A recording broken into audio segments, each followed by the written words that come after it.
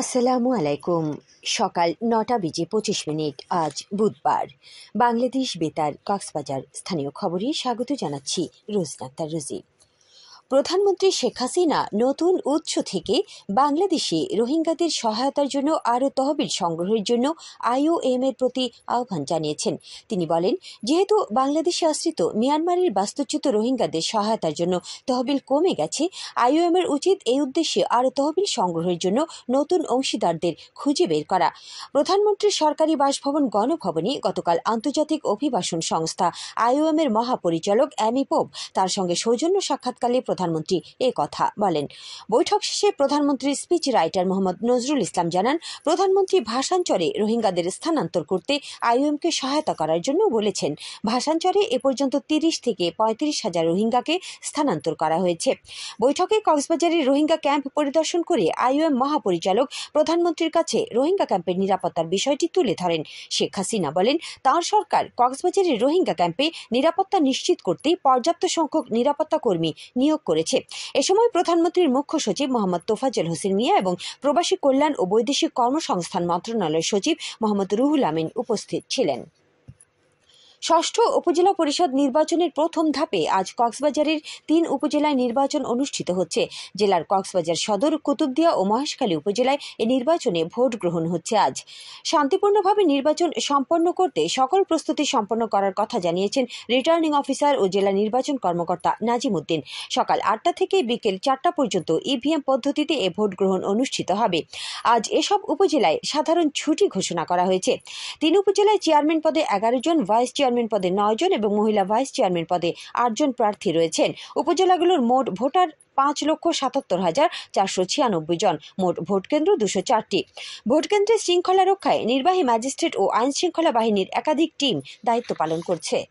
বাংলার আত্মিক মুক্তি ও সার্বিক স্বনির্ভরতার প্রতীক, বাংলা ভাষা ও সাহিত্যের উৎকর্ষে নায়ক বিশ্বকবি রবীন্দ্রনাথ ঠাকুরের ১৬৩তম জন্মবার্ষিকী আজ।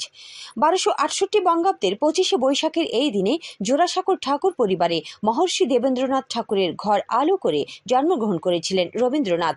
তাঁর লেখা আমার সোনার বাংলা আমি তোমায় ভালোবাসি গানটি বাংলাদেশের জাতীয় সঙ্গীত। এদেশের মুক্তিযুদ্ধে তাঁর অনেক কবিতা ও গান ছিল সীমাহীন প্রেরণার উৎস। বিশ্বকবির জন্মবার্ষিকী উপলক্ষে রাষ্ট্রপতি মোহাম্মদ শাহাবুদ্দিন ও প্রধানমন্ত্রী শেখ হাসিনা পৃথক বাণী দিয়েছেন। রবীন্দ্রনাথ ১৯১৩ সালে গীতাঞ্জলি কাব্যগ্রন্থের জন্য সাহিত্যে নোবেল পুরস্কারে ভূষিত হন।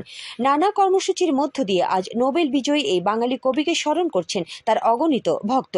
বিশ্বের বিভিন্ন দেশের বাংলা ভাষাভাষীরা কবির জন্মবার্ষিকীর দিবসটি পালন করছেন হৃদয় উৎসারিত আবেগ ও পরম শ্রদ্ধায়। বিশ্বকবি রবীন্দ্রনাথ ঠাকুরের জন্মবার্ষিকী উপলক্ষে জাতীয় পর্যায়ে অনুষ্ঠানের অংশ হিসেবে বিশ্বকবির স্মৃতি বিজড়িত নওগাঁ, কুষ্টিয়া, সিরাজগঞ্জ এবং খুলনায় স্থানীয় প্রশাসনের ব্যবস্থাপনায় রবীন্দ্রমেলা, রবীন্দ্র বিষয়ক আলোচনা ও সাংস্কৃতিক অনুষ্ঠানের আয়োজন করা হয়েছে। কক্সবাজার জেলা ও দায়রা জজ আদালতের নতুন পাবলিক প্রসিকিউটর PP পদে যোগদান করেছেন অ্যাডভোকেট সৈয়দ মোহাম্মদ রেজাউর রহমান। গতকাল তিনি জেলা প্রশাসক ও জেলা ম্যাজিস্ট্রেট মোহাম্মদ শাহিন ইমরান ও পরে জেলা ও দায়রা জজ মুন্সি আব্দুল মজিদের কাছে যোগদানের আনুষ্ঠানিকতা সম্পন্ন করেন।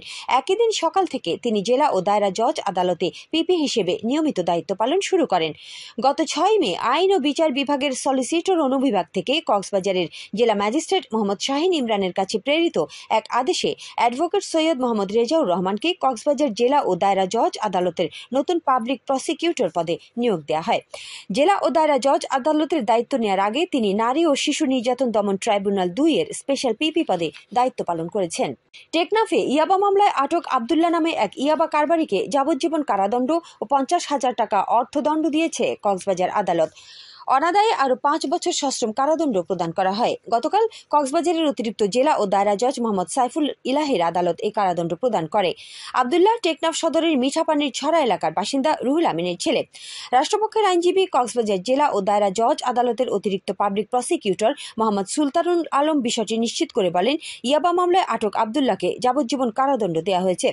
২০২১ সালে টেকনাফ সদর উপজেলার মিঠাপানির ছড়া ঘাটে বস্তাবন্দি ৪২,০০০ পিস ইয়াবা পাচারের সময় কোস্টগার্ড মোহাম্মদ আবদুল্লাহকে আটক করে। আবহাওয়া এখন জানিয়ে দিচ্ছি বাঁকখালী নদীর মোহনা ও সংলগ্ন এলাকার সামুদ্রিক জোয়ার ভাটার সময়সূচি। আজ ভাটা শুরু হবে সকাল 10টা 26 মিনিটে, চলবে বিকেল 5টা 11 মিনিট পর্যন্ত। সবশেষে পর্যটক বার্তা।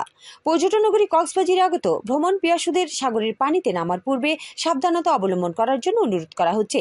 যারা সাঁতারে দক্ষ নন তাদের পানিতে বেশি দূর যাওয়া উচিত নয়। ভাটার সময় স্রোতের সাগরমুখী টান প্রবল হওয়ায় সাগরের গভীরে ভেসে যাওয়া এমনকি প্রাণহানির আশঙ্কা থাকে। সেই সাথে পর্যটকদের স্বাস্থ্যবিধি মেনে চলার পরামর্শ দেওয়া হচ্ছে। খবর শেষ হলো। আমাদের পরবর্তী খবর প্রচারিত হবে আজ দুপুর 2:55 মিনিটে।